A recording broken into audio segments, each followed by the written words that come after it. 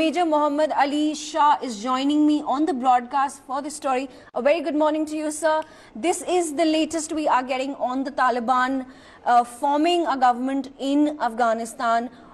What more can you tell us? Now, Taliban is saying that the government that they are going to form will mostly be likely of their own people and not exactly the representatives of the Afghan government.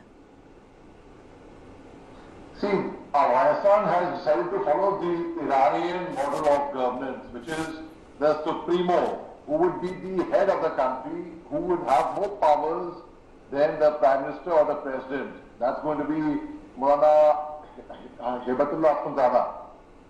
It's different than what England had. They had a queen. In Australia, they had a queen. It's very different to that. That was a ceremonial appointment.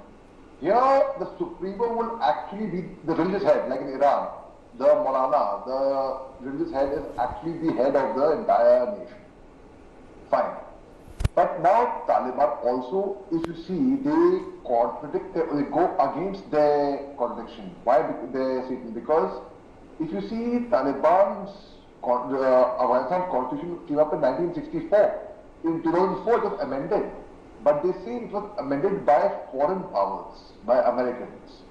So they would revert back to 1964 constitution. But if you study the constitution, there Article 25, Article 26, Article 27, and then jumping over to Article 28 and then 30B. It is very contradictory to what they are actually practicing on ground. Like for example, a lady, as per them, cannot wear heels, they cannot walk.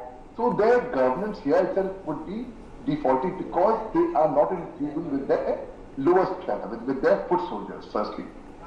Secondly, when we talk about Maulana Abdul Ghani Dada, who was arrested by Pakistan on 8 February 2010, and then thereafter released in 2018 by the intervention of the US.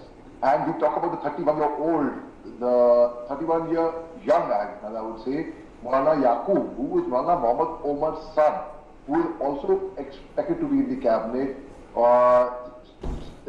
Tastaniski, Muhammad Sheru, who was trained at the Indian Military Academy. He is also likely to get a ministry, Shaheen Sohail, their spokesperson. Now, okay, I'll give you one small example. We also Shaheen Sohail's interview, most of us saw it yesterday and for the last couple of days. He has been appearing on many interviews. They say they will not allow a lady in Afghanistan to anchor.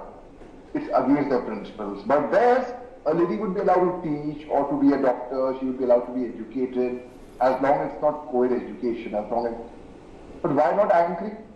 And when Suhail Shaheen can appear on a show with a lady anchor, I see no reason why. This is pure hypocrisy.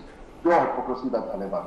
Now, Taliban, when they are forming their cabinet, I don't know how much acceptance they will get because, okay, you can twist someone's tail and you can say, no, accept me. That is not see. It's like, or just for example, it's like a marriage. You cannot force a marriage upon somebody by signing a piece of paper. You have to win over the love and respect. So Taliban, at the best they can do is they can force people because a lot of countries have invested in Afghanistan as well. We have invested, we have a lot of stake in Afghanistan for that matter, we have a lot of investments in Afghanistan.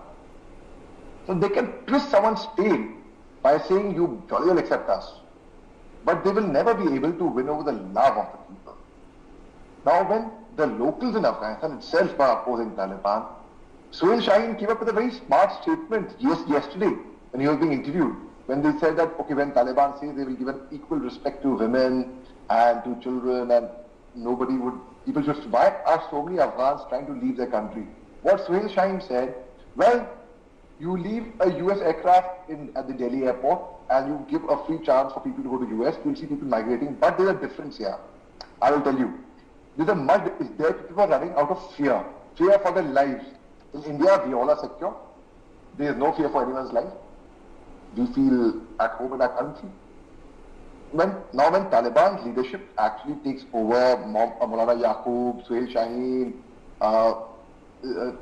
Sheru, Maulana Brother Omar, all these people, Now let me tell you, no one is less than the other.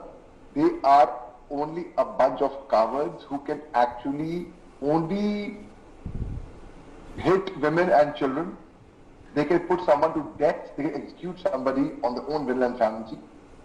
So they are, I would rate them cowards because of this, because only a coward would lift his hand on a woman, on a lady.